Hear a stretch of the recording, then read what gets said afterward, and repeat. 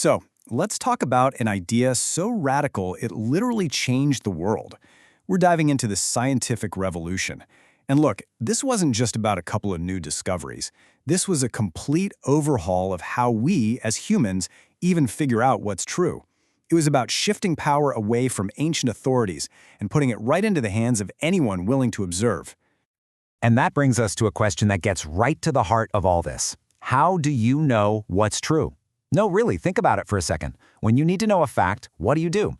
That very basic question is what the scientific revolution forced everyone to grapple with, many for the first time ever.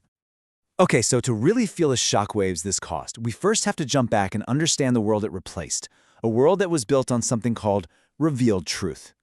For centuries, this is just how it worked. The ultimate source of truth wasn't something you could see or test. It came from authority, institutions like the church, which interpreted ancient texts like the Bible. The method was pretty simple. Truth was revealed to you. It was handed down, and your job? Well, your job was just to accept it, not to question it, and certainly not to go looking for answers on your own. But, that kind of passive acceptance, it just couldn't last forever. A totally new and frankly dangerous idea started bubbling up, sparking a huge shift toward active investigation. So, what was the scientific revolution, really? Well, at its core, it was all about a change in perception. It was this massive pivot away from the idea that truth just gets handed to you and toward this amazing belief that truth could be learned through your own direct experience and your own investigations. It was, you could say, a revolution of the mind. And this led to a new process, a process that feels totally normal to us now, but back then it was absolutely groundbreaking. Step 1, just observe the world with your own eyes. Step 2, ask a question about what you're seeing. And step 3, the real kicker, investigate for the answer yourself. You test it, you experiment. Think about Galileo pointing his telescope at Jupiter and actually seeing moons orbiting it. That single observation flew in the face of the official truth that everything revolved around the Earth. All of a sudden, the power to find truth was in the hands of the individual. And an idea this powerful? Well, it doesn't just stay in a lab. It spread like wildfire, and its ripple effect went on to challenge, well, pretty much everything.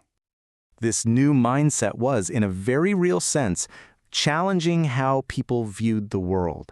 It went way beyond just planets and stars. It was about questioning every single thing that people had always just accepted as fact. And I mean, that challenge went deep.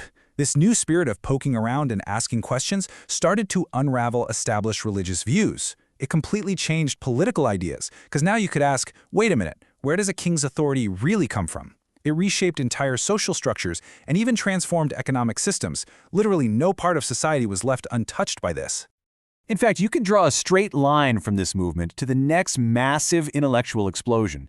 The scientific revolution's focus on evidence, on reason, that became the absolute bedrock for the Enlightenment. That's when thinkers started using these very same principles to look at things like government, society, and human rights. So let's zoom out for a second and think about the lasting impact here. What is the ultimate legacy of this world-changing shift in thinking? When you boil it all down, the key takeaway is this.